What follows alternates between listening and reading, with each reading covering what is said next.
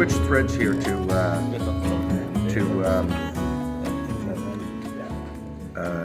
Uni 6/0, just because it was what I grabbed. No rhyme or reason to it. But this is a black fly, so I'm going to keep it. I'm going to keep it mostly black.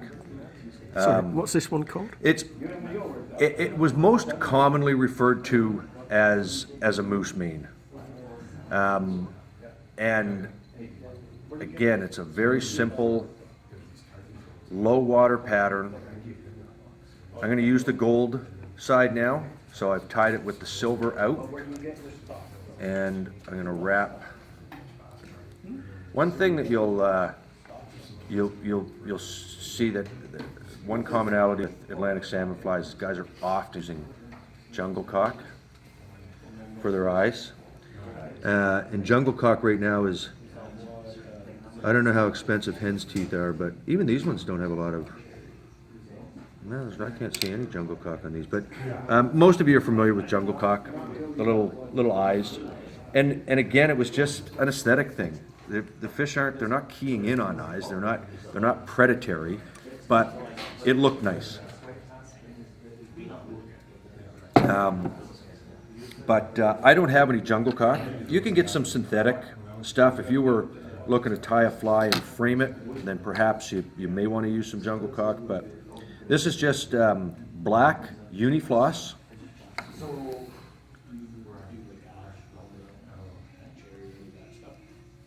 I'm not putting a tail on this fly because, as I said, it is a low water fly, and I'm going to show you the, you see the difference when it's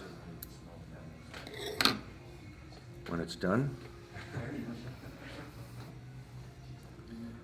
Now, in many parts of Newfoundland, they will use what's called a riffle hitch. And what a riffle hitch is you'll tie your fly on with a clinch knot, and then you'll make a couple of half hitches back over the eye so that the line comes off at a right angle like this. And in the right water, if you're fishing the right side of the river, you want the fly coming. So if you're standing on the right hand side of the river fishing down, you want the fly coming off at one angle, because what you're going to do is you're going to just slightly, after your cast, you're going to just slightly hold it back and create a small wake behind the fly, so it's going to actually ride in the surface film. And the guys will claim that triggers a take. So a lot of your low water flies you'll see tied with a little bit more of the eye exposed, so that you can get those half hitches around it. But it's funny because when I was in Corner Brook this year, my dad asked the guide, "Do you guys ever use a hitch?" And Greg was emphatic, "No, hitch smitch, never use them." So that's in other places they swear by it. They're very enigmatic fish, and the one thing that we can say we know about both steelhead and Atlantic salmon is that we don't know a lot about steelhead and Atlantic salmon and their behavior. So again, I'm going to bear a little bit of this uni French, and I'm going to put a rib on this, just like the last one.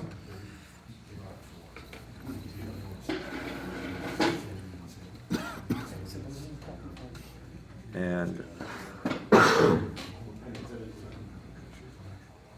tie in my floss.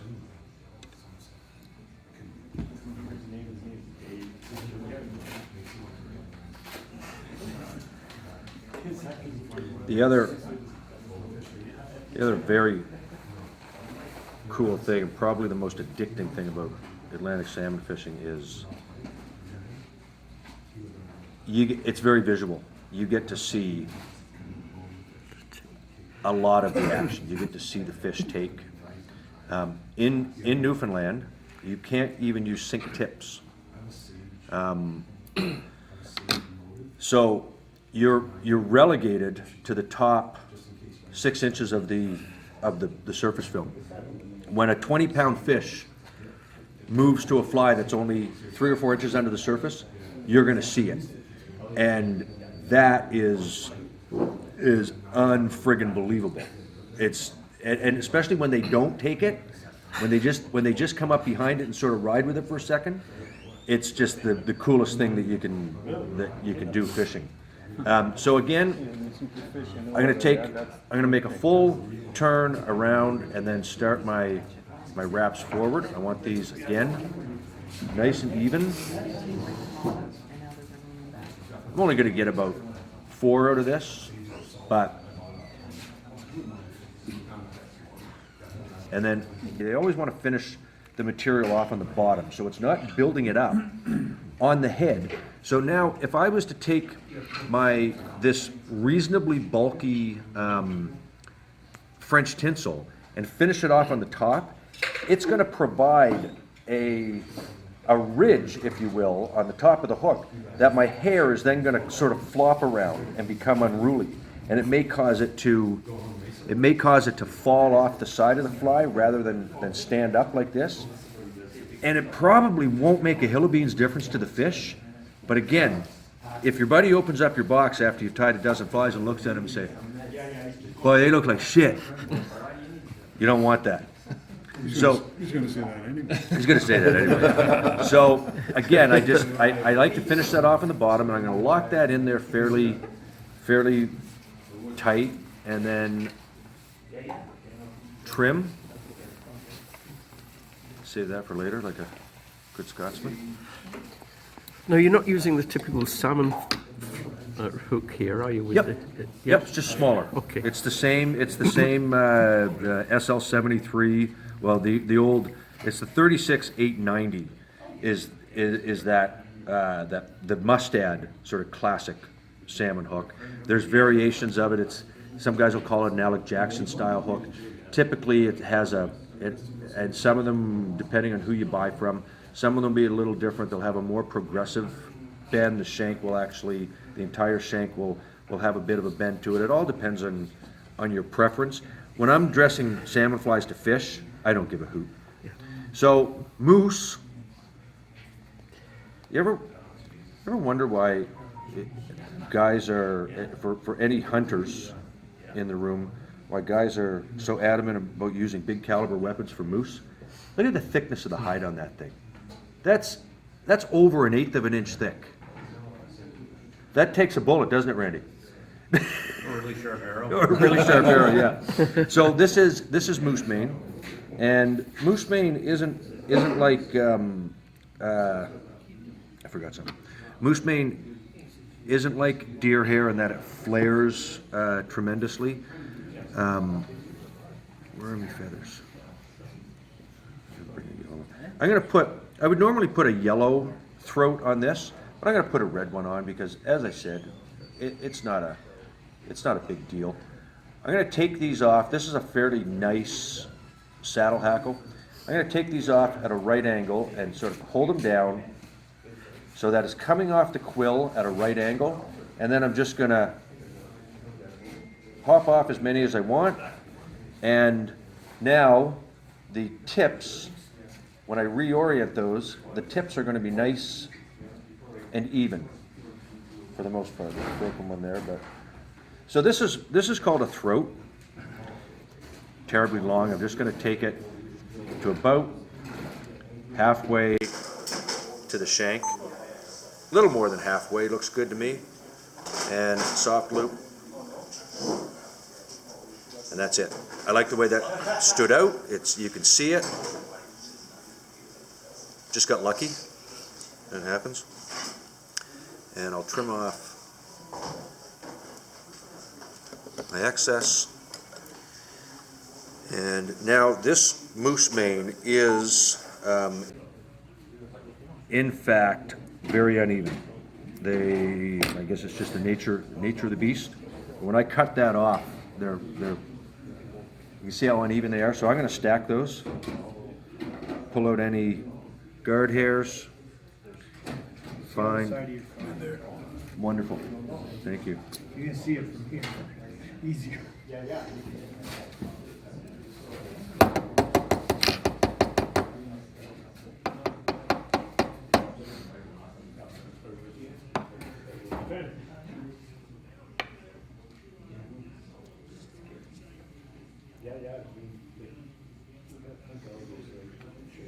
Just like your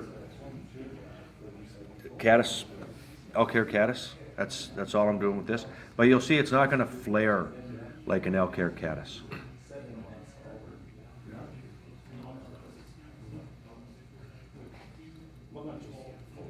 It's gonna stay reasonably flat, but in order to mitigate any flaring that might occur, I'm gonna start it with a fairly soft loop, and with each turn back, I'm gonna put more pressure on it, and that's gonna keep the moose from flaring out at all. It still will flare a little bit, but, so one turn, the next turn I'm gonna put a little more juice on it and keep putting more pressure on it. See how the back is starting to flare there now, as I get that down? But Sorry, Rob, you're running forward, you're not running back. yeah, sorry, forward, yeah. towards the eye. Yeah, towards the eye, yeah. Okay, so you can see that it does flare a little bit, but not terribly. Then I can get in there with a pair of fine scissors and get rid of all that.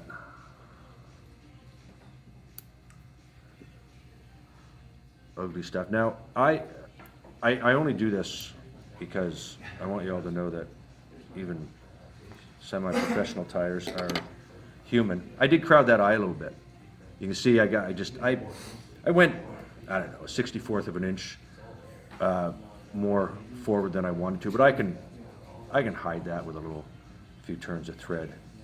That'll get that under there, and then I'm just gonna come back once and just make sure that's locked in,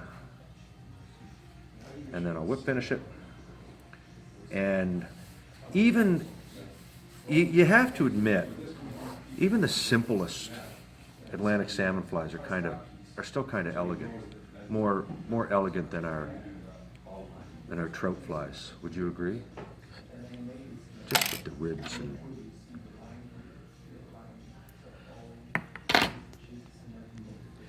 Shoot a movie doc?